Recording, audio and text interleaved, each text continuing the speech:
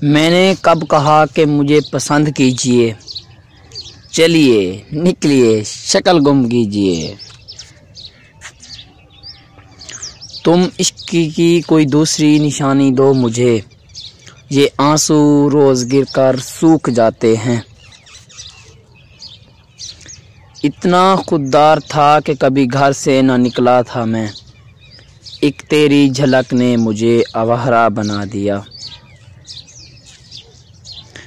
बड़ी ठोकरें खाकर समझदार हुआ हूँ, अब दिल की बातों पे ध्यान नहीं देता मैं।